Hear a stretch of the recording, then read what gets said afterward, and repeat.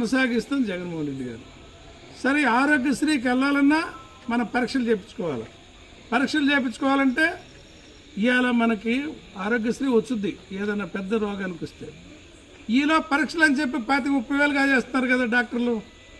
అదే మెడికల్ కాలేజీలు కడితే అక్కడ అన్ని వస్తువులు ఉంటాయి, ఫ్రీగా టెస్టులు చేస్తారు, ఫ్రీగా వైద్యం జరుగుద్ది.